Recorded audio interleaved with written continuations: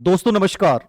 आजादी का अमृत महोत्सव चल रहा है। ये हिंदुस्तान की रग रग की कहानी है।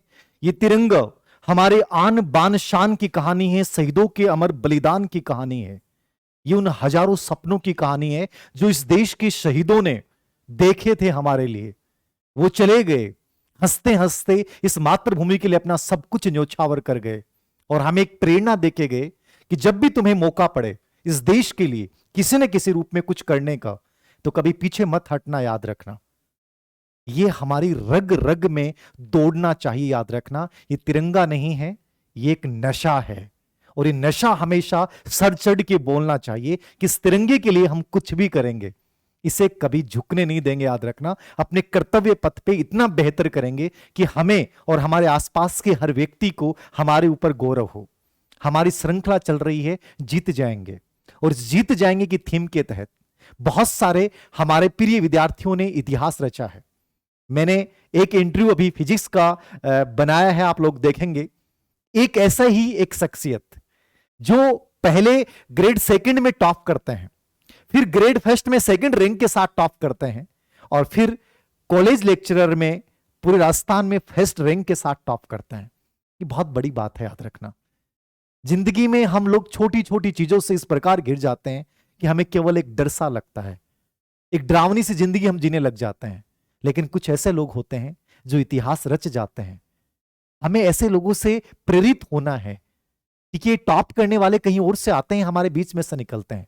मैं आमंत्रित कर रहा हूं आज के इस इंटरव्यू श्रृंखला में, इस जीत जाएंगे की मुहिम के तहत, मैथमेटिक्स विषय में पूरे राजस्थान में कॉलेज लेक्चर परीक्षा में पॉलिटेक्निक कॉलेज के लिए फर्स्ट रैंक इन्होंने प्राप्त किए, नकुल जी पारिक। इनकी अपनी अवनी पब्लिकेशन से एक बहुत शानदार किताब चल रही है जो बहुत लोकप्रिय किताब है। याद रखना, और ये किताब एक प्रकार से मैं कहूंगा कि राजस्थान में शायद इसका ऑप्शन भी नहीं है, इतनी अच्छी मेहनत इन्होंने की है। बहुत मेहनती हैं, चेहरे से बड़े सिंपल से दिखाई देते हैं, बट लिखने में बहुत गजब के हैं। तो मैं चाहूंगा कि वो अपना जो मोमेंटो है, धन्यवाद, ये हमारी जो मुहिम है उस मुहिम के तहत,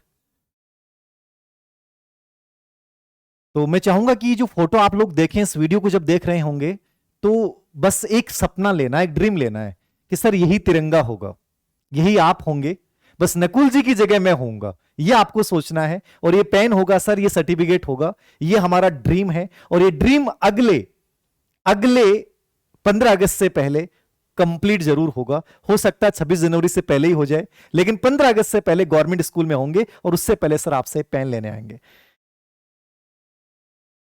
तो शुरुआत करता हूं मैं, क्योंकि हमारे लिए जो सफल और बहुत अच्छी रैंक के साथ जो लोग सफल होते हैं वो हमारे लिए बड़े मोटिवेशन का काम करते हैं।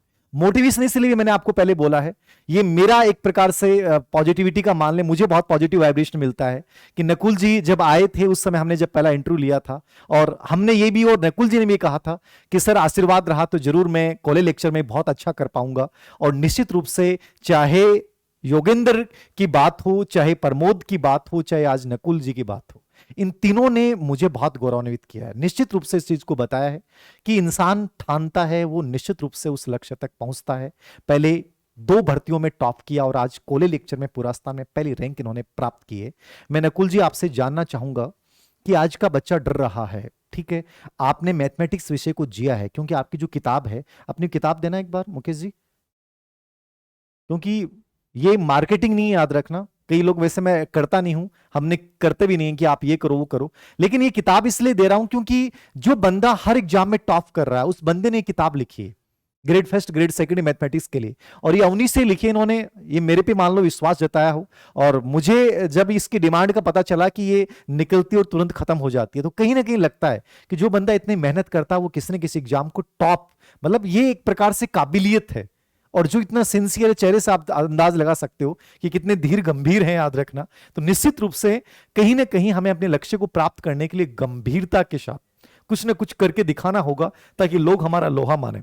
नुकुल जी, पहला सवाल मेरा आपसे रहेगा कि आप ऑलरेडी, आपकी पोस्टिंग भी बहुत दूर थी, आप मुझे कह भी रहे थे कि सर ट्रांसफर वांसफर करवाओ कहीं ताकि घर के नजदीक आ जाए, और उससे पहले ही आपकी इतनी गजब की रैंक आ गई, और मेरे अकॉर्डिंग आप बहुत जल्दी, आपको एक अच्छी जगह, एक नई कॉलेज में एक पोस्टिंग मिल जाएगी। घर से दूर रहना, पारिवारिक जिम्मेदारियां होना, ठीक है। कई बार लोग कहते हैं कि शादी बड़ी बाधक होती है, मेरे अनुसार आपके लिए शादी बड़ी लाभदायक रही है कि अभी शादी हुई थी, आपने बहुत इनवाइट भी किया, मैं जा नहीं पाया उस शादी में, आपने बहुत बार कॉल किया था, ठीक है। तो कहीं ना कहीं धर्मपत्नी बड़ी शुभ रही हैं, याद रखना, उनका प्रवेश शुभ रहा है। लोग कहते हैं डिस्टर्ब हो जाते हैं, मैं तो कहता हूं कि शादी के बाद लोग बड़ी सफलताएं अर्जित कर रहे हैं, मैं जहां तक फील कर रहा हूं इस चीज को, ठीक है, कि हर इंसान जो बड़ी अचीवमेंट अर्जित कर रहा है वो लगभग शादी के बाद कर रहे हैं। तो ये हमारे नजरिए होते हैं, ऐसा कुछ भी नहीं होता है। आपने सोचा था कि मैं असिस्टेंट प्रोफेसर भर्ती परीक्षा में पहली रैंक प्राप्त कर पाऊंगा? क्या आपके मन में ऐसा कुछ था, या आपके लिए आपने केवल एक मेहनत की और आपने सोचा था कि हो जाएगा, लेकिन मुझे फर्स्ट रैंक का पता नहीं था? कैसा लगा जब आपको पता चला कि सर मेरी फर्स्ट रैंक आई है? थोड़ा सा इसके बारे में बताएं। सर, सबसे पहले तो सर मैं आपका बहुत बहुत धन्यवाद देना चाहूँगा। और मेरे लिए सर ये सौभाग्य की बात है कि मुझे आपसे पेन प्राप्त करने का मौका मिला। और दोस्तों, जैसा आपके मन में इच्छा है इस पेन को प्राप्त करने की, मेरी भी काफ़ी टाइम से ये इच्छा थी कि सर से मैं ये पेन प्राप्त करूं। और इसके अलावा सर, जब भी मुझे कोई अगर नेगेटिव कोई वाइब्स आती है तो उससे जूझने के लिए, उससे आगे बढ़ने के लिए मैं सर आपके वीडियो देखता हूँ। और अभी आपने बताया कि सर कि ये बुक जो मैंने लिखी है, इसमें सर मैं बहुत ही ज़्यादा आपका धन्यवाद देता हूँ कि मुझे आपके प्रकाशन में एक जगह मिली। इसके लिए सर मैं आपका तहे दिल से धन्यवाद देता हूँ कि आपने मुझे हमेशा मार्गदर्शन प्रदान किया। बुक लिखने में मुझे जितना आपने सहयोग किया वो मेरे लिए बहुत ही महत्वपूर्ण है, क्योंकि इस बुक को लिखने के में जो मेहनत होती है, उस मेहनत को आपने एक सही सम्मान दिया। और मैं कभी भी जैसे अपने कोई इंटरव्यू में है, वो सबसे पहली बात यही बताता हूँ कि सर जो आपका स्वभाव है, उससे कोई भी व्यक्ति अगर आपके स्वभाव के आपके से मिलता है तो वो बिल्कुल आपसे इतना ज़्यादा इम्पेक्ट होता है कि वो आपकी छवि कभी नहीं भूलता, चाहे वो आपसे एक बार ही मिला हो। अब बात करते हैं सर तैयारी की, तो हर भर्ती की एक अलग योजना होती है, एक अलग स्ट्रेटेजी होती है, एक अलग तरीका होता है। मैंने सर जब पहली बार जब एग्ज़ाम दिया स्कूल लेक्चर का, तो उस एग्ज़ाम में जो पेपर था, फर्स्ट पेपर और सेकंड पेपर, दोनों ही पेपर इसमें मायने रखते हैं। और दोनों ही पेपर के लिए अलग अलग तरीके से पढ़ना होता है, अलग अलग तरीके से टाइम डिवाइडेशन करना होता है, क्योंकि जो फर्स्ट पेपर है वो भी उतना ही महत्वपूर्ण है। क्योंकि अगर उस पेपर में भी अगर एवरेज नंबर नहीं लाए तो वो सेकंड पेपर पर इम्पेक्ट पड़ता है। कि अगर हम पहले पेपर में अगर थोड़े से डाउन रह जाते हैं तो वो फिर उसके उसके दबाव में दूसरे पेपर में जो हमें आते होते हैं उसमें भी गलतियां होती है। तो इसलिए पहले पेपर में एवरेज नंबर बनाने की कोशिश करते हैं। उसके बाद जो सेकंड पेपर है, उस सेकंड पेपर में पूरा एकदम एनालिसिस किया जाता है कि कौन से ईयर में कौन से क्वेश्चन आए हैं, कौन से क्वेश्चन में जो एग्जामिनर है वो डेप्थ में जाता है, और साथ में कौन से टॉपिक ऐसे हैं जिनमें हम केवल बारीकी से पढ़ें तो भी हो जाता है, और कई टॉपिक ऐसे हैं जो केवल वन लाइनर के रूप में हम तैयार कर सकते हैं। तो ये सारी चीज़ें प्रत्येक एग्ज़ाम में अलग अलग तरीके से स्ट्रेटेजी अपनानी पड़ती है। और इसके अलावा सर उसके बाद मैंने जैसे सेकंड गेट 2016 का दिया, तो उसमें अलग तरीके से टाइम डिवाइडेशन किया, क्योंकि फर्स्ट पेपर उसमें 200 नंबर का था, सेकंड पेपर 300 नंबर का था, तो अलग अलग तरीके से उसमें डिवाइडेशन के हिसाब से तैयारी की। और बात रही उसमें जीके की, तो जीके में उसमें पोर्शन में साइकोलॉजी भी आती है और फर्स्ट ग्रेड के फर्स्ट पेपर में भी आती है। तो सबसे ज़्यादा जो महत्वपूर्ण रोल रहता है वो साइकोलॉजी का रहता है, क्योंकि साइकोलॉजी एक ऐसा सब्जेक्ट है दोस्तों जो हर पेपर में आता है, और यही आपके लिए बहुत ही महत्वपूर्ण रोल रखता है। क्योंकि काफ़ी सारे बच्चे क्या होते हैं कि जो साइकोलॉजी है उसके तरफ ध्यान न देकर ओनली सब्जेक्ट की तरफ ध्यान दे लेते हैं।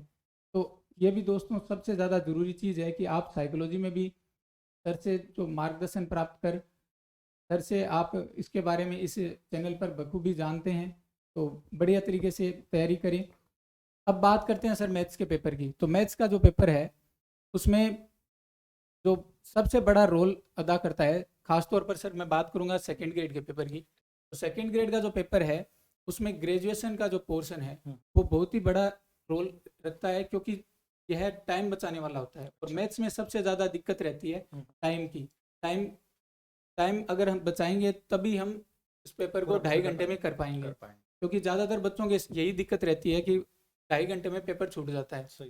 तो उससे बचाने के लिए पूरा टाइम, जैसे टाइम मैनेजमेंट करना पड़ता है, और जैसे उसके लिए प्रत्येक आधे आधे घंटे की स्ट्रेटेजी बनानी पड़ती है। आधे घंटे शुरू में उसमें पेपर को 10 मिनट तक एनालाइज किया, फिर 20 मिनट में जैसे टीचिंग मेथड के क्वेश्चन करने पड़ते हैं, और उसके बाद डायरेक्ट आना पड़ता है ग्रेजुएशन के टॉपिक्स पर। और ग्रेजुएशन के जो टॉपिक्स हैं उनमें जितने भी टॉपिक्स हैं वो सारे ऐसे हैं कि उनको या तो वन लाइनर के रूप में याद कर सकते हो या फिर उनको इजीली सोल्व कर सकते हो। उनकी कुछ शॉर्ट ट्रिक्स होती है जिनके माध्यम से उनको इजीली सोल्व कर पाते हो। और काफ़ी सारी शॉर्ट ट्रिक्स सर मैंने उस बुक में लिखी है। हाँ, उस बुक में लिखी है सर। और कई सारी ऐसी चीज़ें होती है सर जिनको हम बुक्स से डायरेक्ट समझ नहीं पाते। तो उन चीज़ों को समझने के लिए अब एक वीडियो कोर्स जो है वो अवनी ऐप पर आगे आएगा, और उस वीडियो कोर्स में जितनी भी बुक्स से रिलेटेड जितने भी क्वेश्चन हैं उनको उसमें सोल्व करके थ्योरी को समझा के डाला जाएगा सर। और मैं यही कहना चाहूँगा सर कि जो मार्गदर्शन आप अभी तक चैनल पर प्रोवाइड करवा रहे हो बच्चों को, वही मार्गदर्शन है कि आज योगेंद्र जी सर और प्रमोद जी सर और मेरे जैसे जो सामान्य बालक हैं वो भी असिस्टेंट प्रोफेसर तक पद तक पहुँचे हैं सर। और इसी में सर आपका सबसे बड़ा रोल है, क्योंकि आपने सभी को इतना बढ़िया पर्सनली भी गाइडेंस प्रदान किया है। इंटरव्यू के बारे में आपसे पूछा था तो आपने हर कोई चीज़ आपसे पूछ कर करते हैं। तो एक ये मानिए कि सर मैं तो मानता हूँ कि अगर भगवान ने आपको एक बढ़िया अवतार के रूप में भेजा है ताकि हम जैसों की जो समस्याएं हैं उनको निराकरण कर सकें, ताकि हम आगे जो आगामी जो भर्तियां हैं उनमें अच्छी तरीके से अच्छी रैंक ला सकें। नकुल जी ने बहुत अच्छी सुंदर सी बातें बताई। मुझे भी ऐसा लगा कि मैंने जब मैथ्स के बच्चों से बात की है, जैसे नकुल जी आप देखने में नहीं लगता कि आप इतने भर्तियों में टॉपर रहे हैं, बट आप लगातार टॉप कर रहे हैं, ये बहुत बड़ी बात है। और ये कहीं ना कहीं आपकी काबिलियत, आपकी सादगी को इस बात को व्यक्त करता है कि आपने इस विषय को बहुत जिया है, मैं जहां तक समझ पा रहा हूँ। सबसे बड़ी प्रॉब्लम मैथमेटिक्स विषय के बच्चों के सामने जब भी मैं बच्चों से बातें करता हूँ, मेरे सामने भी आती है, सर पेपर पूरा सोल्व नहीं कर पाता, ये बड़ी प्रॉब्लम है। और जिस बच्चे ने पेपर को मैक्सिमम कर लिया, मेरे अकॉर्डिंग वो अच्छी रैंक के साथ लग जाएगा।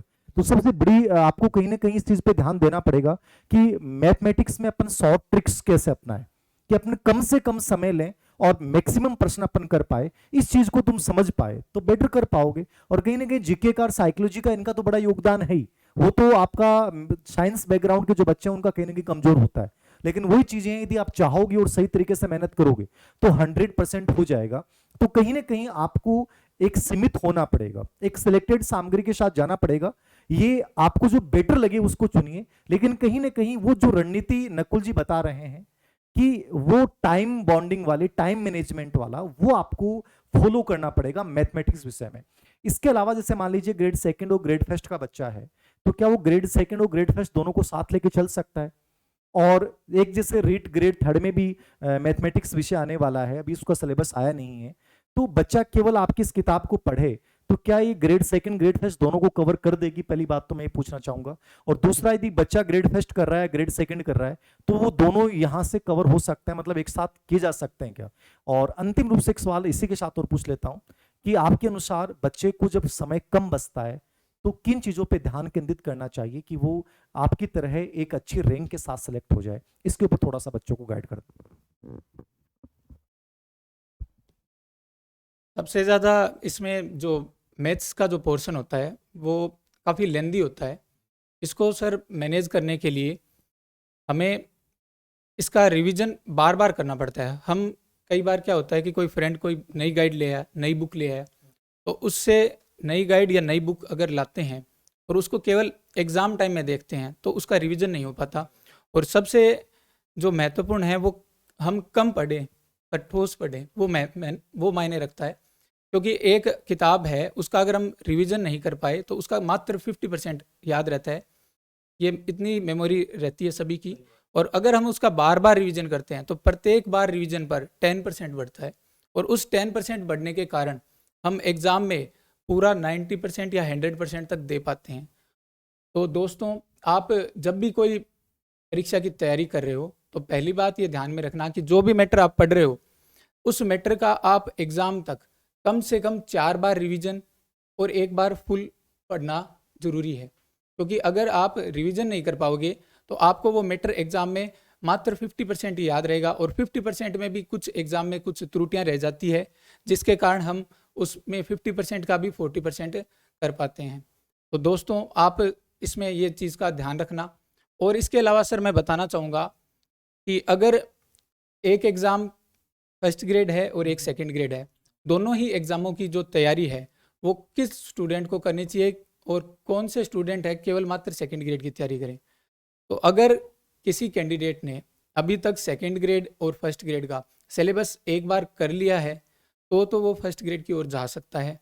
अगर किसी कैंडिडेट ने अभी से तैयारी करना स्टार्ट किया है तो मैं उसको यही राय देना चाहूँगा कि वो केवल मात्र सेकंड ग्रेड की तरफ जाए, क्योंकि मात्र 2 महीने में किसी भी एग्ज़ाम की तैयारी नहीं हो पाती अगर आप शुरू से तैयारी कर रहे हो। अगर आप कुछ एक्स्ट्रा ऑर्डिनरी हो तभी आप वो तैयारी कर पाओगे।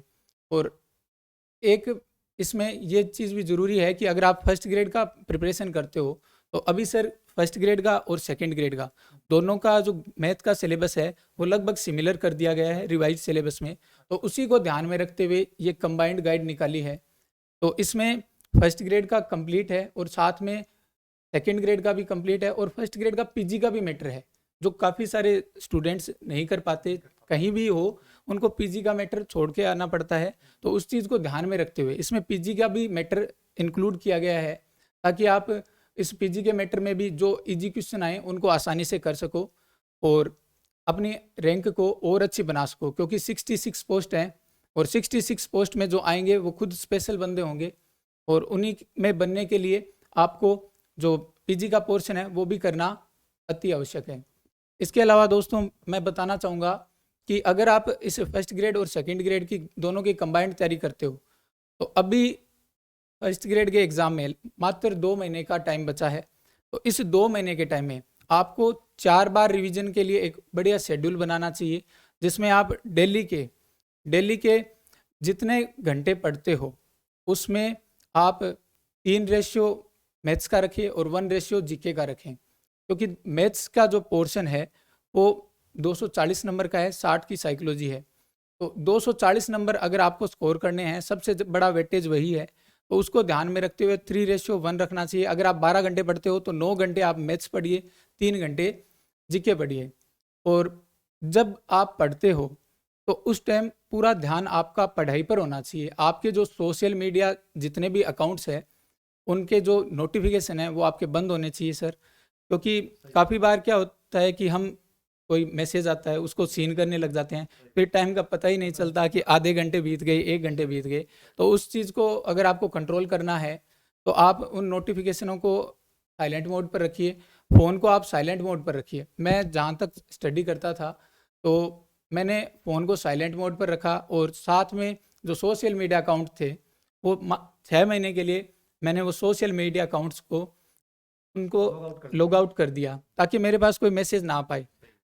और फिर बाद में जब आप पेपर दे लो उसके बाद खूब टाइम है, फिर आप सोशल मीडिया चला सकते हो, वो चीज़ें वहीं रहनी है और उन चीज़ों को आप बाद में भी कर सकते हो। और बाद में भी अपने जो कोई फ्रेंड है उसकी कोई बर्थडे विश भूल गए हैं तो वो बाद में अगले साल भी दे सकते हो, क्योंकि फ्रेंड का जो बर्थडे है वो अगले साल भी आ जाएगा, तो उस साल भी विश कर सकते हो। और हो सकता है कि उसमें आप अच्छी तरीके से विश कर पाओ, क्योंकि आप मन में आपका अगर आप जॉब लगते हो तो फिर आप खुद में कुछ गिल्टी फील नहीं कर पाते और फिर आप बढ़िया तरीके से उनका बर्थडे साथ में जाकर बना सकते हो। तो आप हमेशा ये चीज़ सोचिए कि अभी आपकी पढ़ाई है वो महत्वपूर्ण है और फ्रेंड आपके बाद में भी वैसे ही रहेंगे, उनको आप सॉरी बोल के भी कह सकते हो, क्योंकि अगर आपका वो फ्रेंड सच्चा है तो आपकी वो सॉरी और जो परिस्थितियाँ हैं उनको समझेगा और उनको उनके बारे में आपकी परिस्थितियों के बारे में जानेगा। अब इसमें ये है कि आप ये स्टडी करते हो तो स्टडी के अलावा आपको ये चीज़ का ध्यान रखना है कि आप इसकी प्रैक्टिस भी करें, क्योंकि काफ़ी बार क्या होता है कि स्टूडेंट स्टडी करता है, स्टडी ओनली सफिशिएंट नहीं है, स्टडी के अलावा प्रैक्टिस भी ज़रूरी है। तो आप कोई बढ़िया टेस्ट सीरीज ज्वाइन कीजिए। अभी जैसे संकल्प क्लासेस एमएसपी पर हमने टेस्ट सीरीज चला रखी है, उसमें सर काफ़ी सारे बच्चे ऐड हुए हैं और बढ़िया तरीके से टेस्ट सीरीज दे रहे हैं। और उसमें सर मैंने इसमें ये चीज़ का ध्यान रखा है कि बच्चों को सबसे बढ़िया मटेरियल प्रोवाइड करें ताकि बच्चों को बढ़िया प्रैक्टिस मिले। इसमें हम सर 3 जो अलग अलग टाइम के राजस्थान टॉपर्स हैं, तीनों मिलकर इस टेस्ट सीरीज को चला रहे हैं। तो अगर आप उस टेस्ट सीरीज से जुड़ना चाहते हैं तो आप बिल्कुल जुड़ें, आपको बिल्कुल में बेनिफिट मिलेगा और आप अपनी तैयारी को आंक सकेंगे राजस्थान लेवल पर। बहुत बढ़िया, नकुल जी ने लगभग चीजें मेरे कोडिंग क्लियर कर दी हैं। सोशल मीडिया पे योगेंद्र जी ने भी बहुत अच्छी तरीके से बात बताई थी आपको। नोटिफिकेशन ऑफ रखें, हम आपको लगता है कि सोशल मीडिया यूजफुल है तो कहीं ना कहीं आप एक सीमित उसका प्रयोग कर सकते हैं। ऐसा भी नहीं है कि आप उसको एकदम से लॉग आउट कर दें, जरूरी नहीं है। आप चाहें तो अपने ऊपर कैसे भी नियंत्रित रख के कर सकते हैं, हम लोग भी करते हैं कैसे भी करके। तो ये अपने अकॉर्डिंग एक आप सीमा निर्धारित कर लें कि मुझे इतना यूज करना है, इतना नहीं करना है। दूसरा, मैथमेटिक्स का इन्होंने बता दिया, ग्रेड सेकंड ग्रेड फर्स्ट का सिलेबस जो बाद में रिवाइज हुआ है वो सिमिलर है और इस किताब को कंप्लीट कवर करने का इन्होंने प्रयास किया है। एक ऑब्जेक्टिव क्वेश्चन की किताब भी हमने अलग से निकाल रखी है मैथमेटिक्स की, वो भी आप देख सकते हैं। स्पेशली आप जब ग्रेड थर्ड दोगे तो उसमें बड़ी उपयोगी साबित हो सकती है। ऑब्जेक्टिव क्वेश्चन आप देखना चाहते हैं, ठीक है ना, तो ऑब्जेक्टिव की किताब इन्होंने निकाली है, बहुत बढ़िया किताब है, ठीक है। और एक साइंस के ऊपर हम प्रयास कर रहे हैं कि एक मेथड के ऊपर, यानी वो ग्रेड सेकंड में भी आपको कंप्लीटली कवर कर जाए कि क्वेश्चन पेपर जो है कम से कम आपको एक जगह मिल जाए। तो कोशिश ये करें कि मैथ विषय को और फिजिक्स विषय को, मुझे लगता था कि फिजिक्स सबसे हार्ड माना गया है, लेकिन इन दोनों टॉपर्स के माध्यम से आप इस निश्चित रूप से आपका कॉन्फिडेंस इस बात के लिए कहेगा कि मैं कर सकता हूं और 100% कर सकते हैं। अब ये सिंपल से दिखने वाले जिन्होंने कॉलेज एजुकेशन में टॉप किया है, तो कहीं ना कहीं आप एक अच्छी रैंक के साथ कर सकते हैं। तो कहीं ना कहीं स्ट्रेटेजी आपको बनानी पड़ेगी, टाइम मैनेजमेंट आपको करना पड़ेगा, निश्चित रूप से आप बेहतर कर पाओगे।